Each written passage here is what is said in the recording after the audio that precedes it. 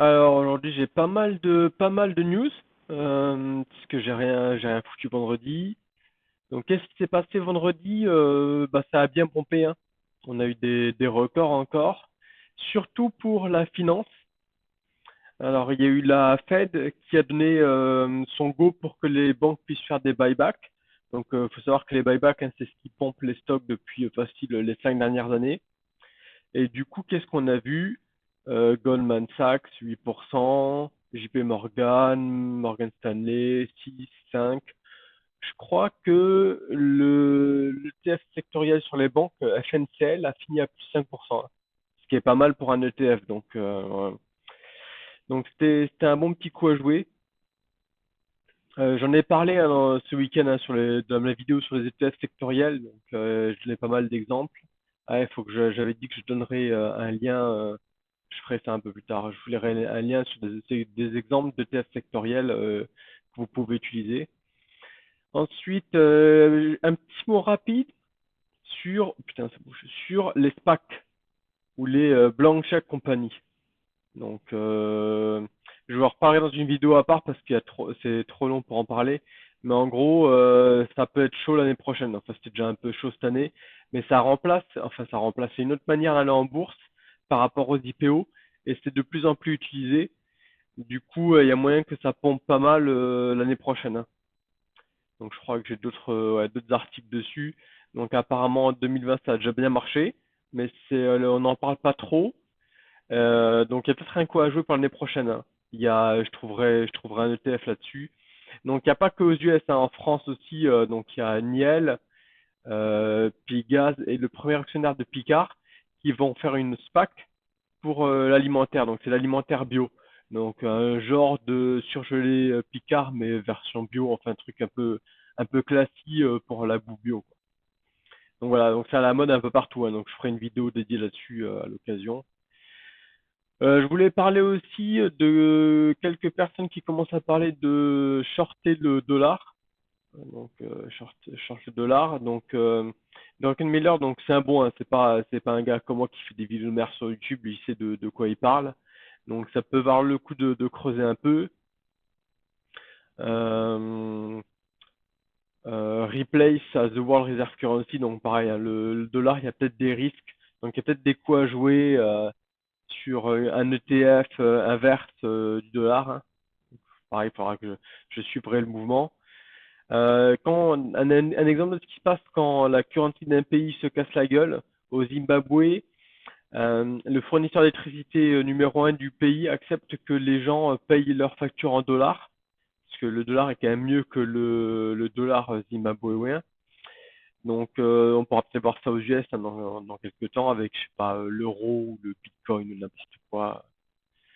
Un autre sujet intéressant, les US vont peut-être délister les compagnies chinoises des stock exchange US. Donc, il faut suivre ça, surtout si vous tradez des boîtes chinoises sur des échanges américains. Moi, j'ai déjà vu des messages de warning sur ma trading platform me disant que certaines allaient être délistées à partir de début janvier. Donc, ça peut risquer de faire cracher les stocks parce que du coup, ils vont devoir vendre à des prix relativement bas, donc peut-être vendre avant. Enfin, je sais pas trop ce qu'on peut faire à ce point, c'est déjà pricé à mon avis. Donc ça c'est la même chose, on s'en fout. Bitcoin. Bitcoin. Alors ce week-end ça a bien pompé, hein. Je pense qu'on est arrivé à 24 000 dollars de mémoire. Et ce matin ça s'est cassé la gueule à 22 000. Mais ah oui alors. IPO 2020 c'était trendy trendy, hein. Je sais pas si vous vous souvenez, l'ETF IPO c'était plus 100% de mémoire. Et le Bitcoin, c'est aussi trendy. Donc, quand tu combines IPO et Bitcoin, ça, il y a moyen que ça moune. C'est comme si, je sais pas, tu prends du TNT et du kérosène et tu mets ça sur la poêle à chauffer, quoi. Tu vas voir ce qui se passe, quoi. Donc ça, donc bien sûr, nous, on pourra pas acheter, hein, mais il y a peut-être moyen de le jouer avec le TF IPO.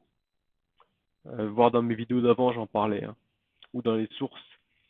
Ce week-end aussi, il y a Musk qui a trollé sur le Bitcoin. Donc ça, c'était juste un troll, hein. J'en parle juste après, c'est assez marrant. Et ce qui est intéressant de voir, c'est que donc il a tweeté à propos du Dogecoin qui est un shitcoin, qui est juste un troll du Bitcoin, et ça l'a quand même pompé de 20%. Donc, parce il a des fans assez hardcore, quoi. Donc, si un jour il est sérieux et qu'il pump le Bitcoin, je vous laisse imaginer ce que ça peut faire. Donc, ça vaut toujours le coup de suivre Twitter parce qu'il est assez marrant. Donc, voilà, c'était le tweet, hein, One Word Dodge. Et il s'est mis CEO of Dogecoin. Et comme il y a tout le monde qui le faisait chier ce week-end avec le Bitcoin, il nous a glorifié d'un petit mème assez sympa. Donc voilà, ça vaut le coup de le suivre. Il est toujours assez fun, hein. Il se prend pas trop la tête, c'est marrant.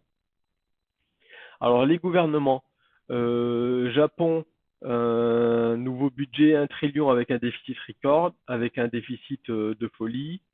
Vous inquiétez pas, aux US c'est la même chose, hein.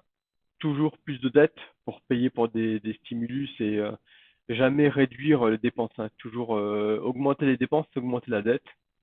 Donc en parlant de dette et de dépenses, donc un site assez sympa, c'est le Fred.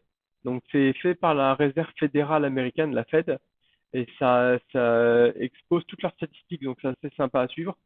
Donc ça, c'est la statistique de tout ce qu'ils possèdent, tout ce que la Fed possède, tout ce qu'ils ont acheté en fait. Donc on voit la crise en 2008-2009, hein, la crise des subprimes, pour pomper l'économie, ils ont injecté 1 trillion avec des QE. Donc ça a continué à monter, hein. C'est pour ça que les stocks montent depuis cette époque. Et là, pour lutter contre le crash de mars, on voit qu'ils ont compris la leçon de 2008 où 1 trillion c'était pas assez, hein. Direct 3 trillions, donc direct passer de 4 à 7. Est-ce qu'on pourrait monter à plus? Peut-être, probablement, on verra. Mais voilà, juste ça permet de voir d'où vient le stock qui monte en fait, hein. C'est juste de l'argent imprimé et injecté dans le système. Donc c'est un super bon site, il y a plein de graphes assez intéressants, tout ce qui est money supply aussi. J'en parlerai à l'occasion, mais bon. Demain, une économie zombie. Déluge de crédit, ouais, donc ça, c'est à peu près lié à ça en fait. Tu files du pognon à tout le monde pour pas que les boîtes crèvent, même si elles sont pas productives en fait. Euh, Ça pourrait avoir une perte de productivité, croissance potentielle. Bon, ça, on s'en fout, hein. Tant que ça nous permet de pomper le stock, nous, c'est ce qui nous intéresse. Donc, ouais, il faut que ça continue. Après qu'il y ait des zombies partout, j'ai envie de dire, on s'en fout. Petit point intéressant, hein. Donc, on a vu les gouvernements de plus en plus de dettes. Les villes, c'est pareil. Les États, ça va être pareil, hein. J'avais déjà parlé de la Floride et le Texas, ça va être marrant à voir parce qu'il n'y a plus de tourisme et le pétrole qui se casse la gueule. Donc, New York, euh, moins 50% des taxes foncières. Donc, ça va être intéressant de voir ce qu'ils vont nous créer comme nouvelles taxes pour compenser, hein, parce qu'encore une fois, jamais on réduit les dépenses, on crée toujours de nouvelles taxes. Alors, ça, c'est juste pour parler des ETF sectoriels dont j'ai parlé ce week-end. Le futur, bah, c'est les robots, hein. Les robots dans les magasins, les robots qui font la bouffe, euh, les voitures qui se conduisent toutes seules pour délivrer les courses, encore de l'intelligence artificielle pour faire des robots, hein. Donc tout ça, c'est juste lié à ce que je parlais ce week-end dans les ETF secteurs. Donc par exemple, pour celui-là, il y aurait BOTS qui serait un bon ETF à jouer, hein, ou AIEQ. Donc je mettrai une liste vers les ETF sectoriels que j'aime bien. Je les ai mentionnés dans la vidéo, mais je mettrai une liste. Cybersecurity, pareil, il y a peut-être un coup à jouer pour l'année prochaine avec Cyber, CYBR de mémoire. C'est un des trois gros ETF cybersecurity. Alors, et là, on arrive à lundi. Donc aujourd'hui, qu'est-ce qui s'est passé? Ça a craché. Malheureusement, la pompe s'arrête, principalement à cause de la nouvelle mutation du Covid-19. Donc, euh, donc ça s'est cassé la gueule aujourd'hui. Bon, c'est quand même bien remonté en fin de journée, mais on est toujours dans le rouge. Donc on espère que ça va continuer, que ça va pomper plus du côté de la Fed. C'est peut-être l'occasion de l'acheter, hein, donc enfin bon, moi j'en sais rien, mais bon, si on est joueur. Stimulus Bill, donc le fameux package qui devrait bientôt passer, qui va protéger les mecs qui peuvent plus payer leur loyer d'être expulsés. Donc c'est juste pour montrer que voilà, il y a des mecs qui sont vraiment dans la merde. Mais à côté de ça, les riches achètent de plus en plus de montres de luxe. Donc ça c'est juste pour highlighter la K-shape recovery, hein. Donc les pauvres sont plus pauvres et les riches sont plus riches. Donc pour tout ce qui était luxe, j'en avais parlé aussi dans les vidéos d'avant. Il y a un ETF LUXE de mémoire qui traque ça, mais je l'aime pas du tout. Il est un peu pourri. Du coup, j'en ai pas. Mais si un jour j'en trouve un autre mieux, je le mentionnerai parce que ça peut être un bon coup à jouer à mon avis. Une autre IPO qui va arriver, Bumble, donc c'est du online dating. Bon, ça peut être intéressant hein, vu avec le Covid, tout le monde enfermé chez eux. Online dating, ça peut être un bon truc à jouer. Ensuite, le pétrole s'est cassé la gueule. Le pétrole ainsi que les airlines se sont cassé la gueule. Malgré ce qui était inclus dans le package pour un petit bonus pour les airlines, ça n'a pas suffi à compenser. Aujourd'hui, tout ce qui était travel, c'est bien cassé la gueule en fait.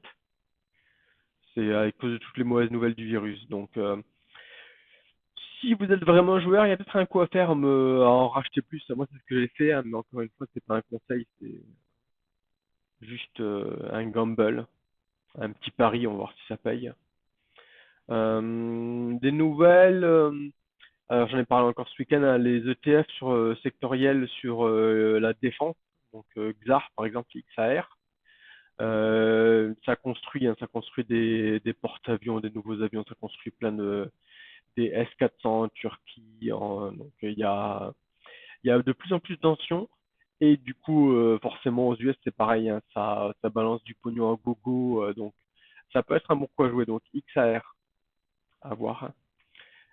Nikon qui bouge sa production en Thaïlande. Alors, j'en ai parlé aussi dans les ETF sectoriels, hein, il y a des ETF géographiques, donc faut savoir qu'il y a pas mal de toute façon, ça délocalise pas mal tout ce qu'en Asie.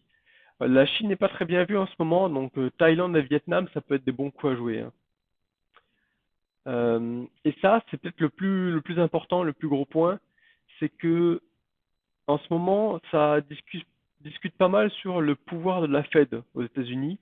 Et le Congrès voudrait limiter leur pouvoir à imprimer du pognon. Alors ça, c'est pas bon pour nous, hein, parce que c'est eux qui pompent toute l'économie, donc ça, c'est à suivre de très près. Donc je continuerai à garder un œil là-dessus. Et ça, c'est pour finir la petite blague du jour. C'est un pasteur aux États-Unis qui a reçu 5 millions de d'aide Covid pour son église, hein. Donc c'est assez funky, hein, la religion aux US, donc ils payent pas de taxes, hein, tout ce qui est lié à leur religion. Et ils s'en mettent plein les fouilles, hein.